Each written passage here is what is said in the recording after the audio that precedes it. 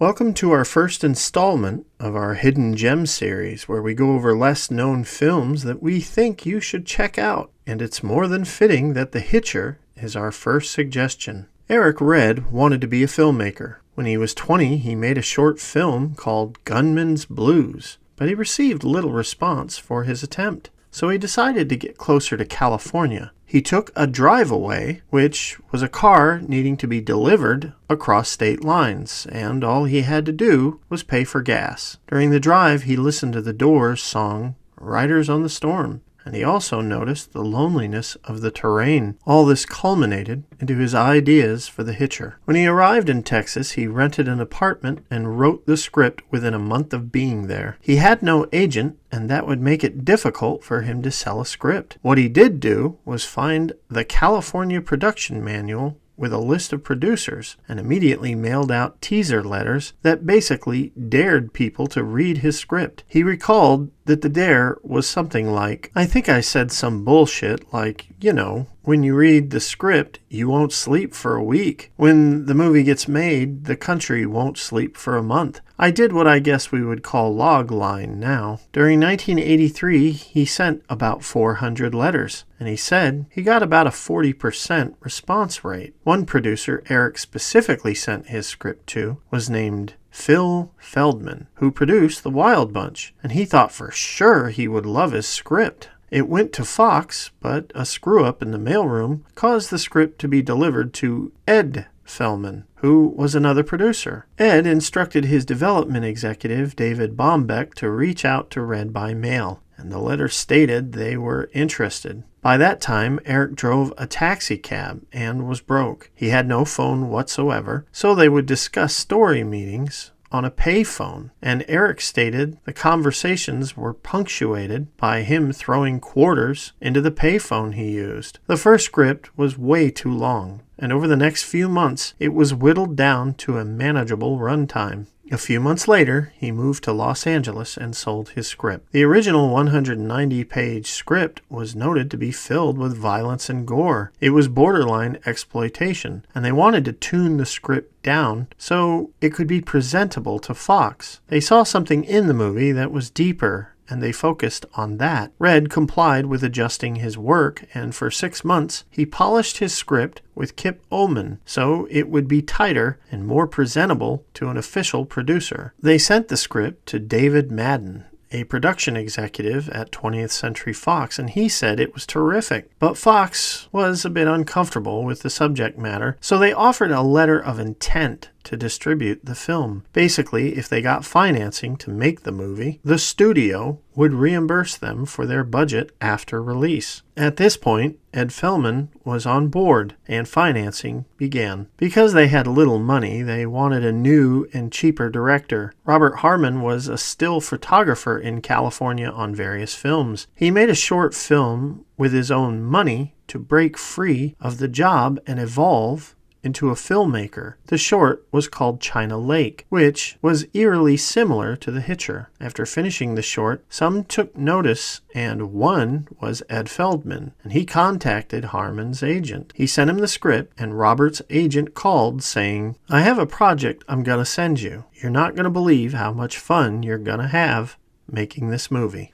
This was the closest version resembling the script we could find that Robert Harmon was sent. It begins with Jim Halsey just entering Texas in a borrowed Camaro meant to be delivered. He is sleepy, and to keep himself awake, he picks up a hitchhiker in the rain. There is more dialogue between the two in the car, but for the most part, it had the same tone to the finished film. They arrive at a toll booth, but Ryder keeps Halsey from warning the attendant like he did in the film. In this version, when Ryder puts the knife to Halsey's face, the young man pees himself, and it annoys Halsey, who unsympathetically says, You pissed your pants, you vegetable. You think that's gonna save your ass? You wanna know why I'm gonna gut you like a fish? Even the lowest of animals got the survival reflex to fight back when its life is on the line. If you ain't got that, you're like some jelly amoeba with no backbone or spine, and you ain't fit to live. It is after this that Halsey pushes Ryder out of the car. Later, the station wagon with the family appears, and when Jim tries to warn them, The father gives him the finger before the Camaro is clipped by a bus. When Jim finds the wagon again, he slows the car down to look in, and there is explicit blood streaks smeared across the windows. After seeing this, he screams and does not pull over to inspect further. He then heads to an abandoned gas station that is on fire inside, but there is a payphone not engulfed in flames, and Jim runs to it and makes a call to the police, but just then a hand punches through a window with a shiv and swipes at him. Halsey avoids the blade, but Ryder cuts the phone cord. Jim backs into a corner and taunts Ryder, still holding the phone receiver as a weapon, but Ryder simply drops car keys and walks out of the burning building. The Hitcher is picked up by a truck like the finished film, and we then have a time skip where Jim is driving. He is suddenly hit from behind by a truck, and it's the Hitcher. In this version, the Hitcher keeps ramming the car from behind and even on its side until the Camaro ends up in a ditch. Jim manages to get the car out and heads to an abandoned Texaco gas station. Halsey parks, grabs a tire iron, thinking the Hitcher is around here. He checks the bathroom, and then he looks at the truck. He realizes it's not the same truck that rammed him off the road because there are no marks on it. Then another truck appears, ramming through a fence and roaring on a path straight for Jim. Jim dives out of the way as it rams into the truck he was inspecting. The truck is hit so hard it flips over, and then the Hitcher begins destroying the gas pumps with the truck, like the movie, before dropping a match into exposed gas as he drives away. Halsey barely escapes as the gas station explodes. Halsey then makes it to the Longhorn Sirloin Burger restaurant, where Galveston, or Gal, tells him they are not open. He tries to force his way in the door she just opened, but a tug of war at the door occurs. She says they're closed, but eventually Jim forces his way in, saying he just wants to use the phone and says it's an emergency. When he gets in, she yells for him to get out, and then she grabs something to use as a weapon, but he begs for compassion. She relents, and he thanks her. She then asks if he wants something to eat, and he says he can pay for it. But she says he should wash up first because he stinks of gas, and then he can make his phone call while she cooks. When finished, he emerges, and she compliments his appearance. They have small talk, and it's revealed Jim is from Beaufort, Ohio, and came to Texas looking for work. Jim then bites into his burger and realizes the bun is odd. He lifts the bun to see a human eyeball in the middle of the burger, between the bun and the patty. Gal is shocked as Jim walks out of the restaurant and is arrested by the police, who will not talk to him but beat the crap out of him. Gal tries to intercede on Jim's behalf, but they ignore her and take him away. At the police station, Jim is interrogated and his wallet is missing. They book him, throw him in jail, and the next morning he wakes up to a slaughtered police station. Jim grabs a gun from one of the dead cops, and he even breaks one of the fingers of the dead men's hands to obtain the weapon. He then flees the station as more police arrive to the site. Not far, Jim ends up in a bus station and he buys a ticket. But before he gets on the bus, two cops enter and Halsey pulls his gun on them. One cop states they both have wives. Halsey then drives away with the police and talks to Captain Esterhaz and agrees to surrender. The cop car then pulls over when the Hitcher arrives and kills the two cops in the front with a gun, leaving Halsey alone and screaming. Halsey entertains the idea of ending his life, but then heads to a pit stop where he sits in a booth when the Hitcher sits down with him and says, "So, how do you like Shitsville, stupid?" Halsey pulls the gun and is told there are no bullets. The Hitcher taunts him to fire, and it's confirmed there are no bullets. Then Ryder puts coins on Halsey's eyes and leaves. When Halsey opens his eyes, there is a napkin with "next time" written on it. Inside it are bullets. Then Halsey sneaks onto the bus that stops at the diner and loads the gun, where he sees Galveston and tells her he's innocent. In this version, Gal doesn't really believe he's innocent, but she is open to the idea, and then the cops come, and like the film, they are abusive. Gal rescues him from the cop who was planning to shoot him, and the cop tells her she's now an accessory, and she's going to jail. She tells them she couldn't stand by and let them kill a person in cold blood. The two fugitives then drive away. In the near distance, Hitcher watches in his truck and is frustrated by Gal's actions. He states aloud the word bitch as he looks at her and loads his gun with his bony hands and then drives away.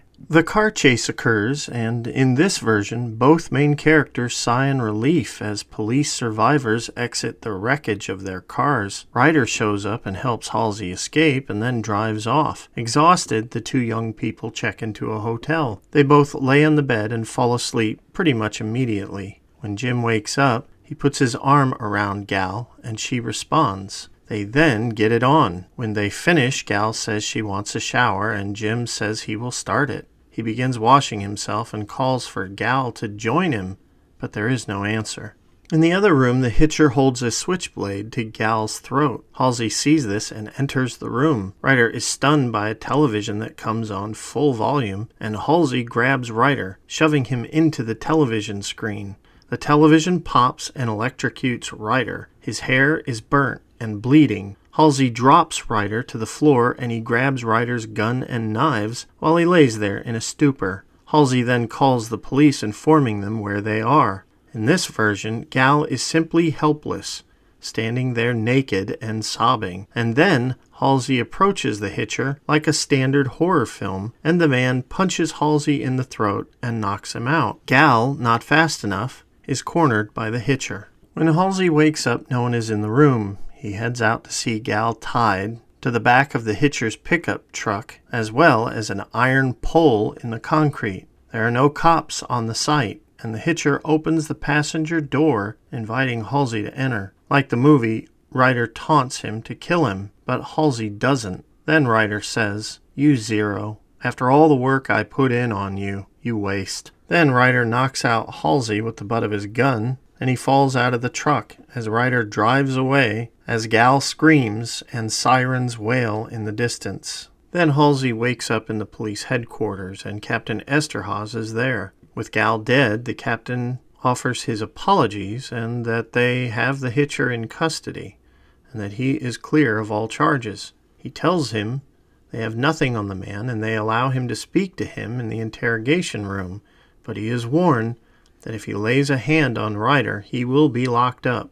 After Halsey puts his hand into Ryder's, the Hitcher slips him a lockpick, smiling. Halsey then spits in his face and is dragged out. The next morning, the Hitcher is hauled away in the bus, while Esterhazy takes Halsey to the local Best Western, where he will stay as a star witness for Ryder's trial 2 weeks from now. Halsey states he will get free and then pulls the gun on the cop, telling him to get out of the car just like the film. Like the film, the Hitcher jumps through the window of the police car when Halsey drives behind the bus after killing those inside. It states his face is ripped to ribbons and with some of the flesh hanging in tattered strings. Like the film, Halsey breaks the car and even shoots the Hitcher with his pistol before ramming into him with the police truck. Then he completely runs over the Hitcher. Then Halsey exits, seeing the Hitcher dead. He lights a cigarette and then throws his pistol far away as the sound of police sirens echo in the distance. He sits on the hood smoking, waiting for the cops to arrive. This early script was very close to the final film. Harmon took to the script and would meet with the producers during February 1984. This would be Harmon's first film, and it was Ed Feldman who was his biggest supporter. Harmon wanted the violence toned down and had zero intentions of seeing Nash torn in half or an eyeball in a hamburger. He wanted it to be less slasher and more Hitchcock in its approach. Being a cinematographer, Harmon wanted someone he could understand and work with behind the camera, and the great John Seale from Australia became his choice pick. Seale was a bit nervous about taking the job because he understood the director's background, and he didn't want to fight a director on how he handled the camera. But in the end, he took the job, and the two worked very well together. Since the early versions of the Hitcher were skeletal and different than what we got in the film, they considered performers like Sting, Harry Dean Stanton, David Bowie, and Michael Ironside. The first actor they really took seriously was Terence Stamp, and the director was so focused on Stamp that for a bit he kept his picture in his pocket during meetings about the film. Stamp did get the script, but the actor thought the role would put him in a place he didn't want to go, so he passed. Afterwards, Stamp became a fan of this film and forever regretted passing on it. Then Sam Elliott was cast as John Ryder. Writer Eric Reds stated his audition was utterly terrifying. I was thrilled when he was cast. I thought he would have been brilliantly frightening in the role. But before filming, Elliott passed on the part. I think he got cold feet. I think the character was just too scary. And when we cast Rutger, he embraced all that. Now, despite these quotes, other outlets claim that Elliott didn't work out because of salary disputes. As to who's right and wrong, you're going to have to decide. Then came Rutger Hauer. He was visiting L.A. during the release of Lady Hawk in April 1985. Rutger was driving along Sunset Boulevard and saw a sign for his new film. It had a picture of Michelle Pfeiffer and Matthew Broderick, but not him. He wondered, why is my face not up there? Of course, he wasn't contracted for it, but he started thinking he needed to open up his career. He was known for playing bad guys, whether it was Nighthawks and Blade Runner, and honestly, he mused that it was time to stop doing such roles, because he was not a face advertised for his films. The next day, he would get the script for The Hitcher, along with the short Robert Harmon made. It really changed Rutger's recent musings. It really got a hold of me. I thought, if I do one more villain, I should do this. I couldn't refuse it. Rutger told the director that he saw the film as a horrible fairy tale, and that it was analogous to a cat who was toying with a mouse. Matthew Modine, Tom Cruise, and Emilio Estevez were considered to play Ryder's victim, Jim Halsey, but it would be C. Thomas Howell who would win that role. Howell was becoming a big name at the time, but it was a rocky time for his career. After being in E.T. and The Outsiders at a young age, Howell thought he was, in his own words, God's gift. And he stated his quality of work suffered for it. After accepting parts in Tank, Grandview USA, Red Dawn, and Secret Admirer, he knew he needed to do better as an actor and needed to select better roles. He also felt he needed training. He simply needed to become more. Otherwise, his career would be over. For him, The Hitcher represented playing a victim, not a movie star, and it would be a test to his acting. That was a challenge he wouldn't pass up. What was more, he was the type of actor who, when the day was over, he wanted to go play video games or mess around. This would change as his fellow co-stars in the film, Rutger Hauer and Jennifer Jason Leigh, were dyed-in-the-wool professionals. In fact, they didn't simply just walk off the set. They stayed in character. Because of Rutger and Jennifer, he knew he would have to raise his game and learn from them both. Jennifer Jason Leigh took the job mainly because she worked with Rutger in Flesh and Blood, and she really wanted to work with him again. She also thought that Nash was just a real person, and she wanted to play that. With the major players in place, the film was ready to move forward with production, but we're talking about Fox here, so there were problems, and we will cover that in our next video. And just for the record, my casting choice for Rutger's replacement in the Hitcher remake was never Sean Bean. It was another legend.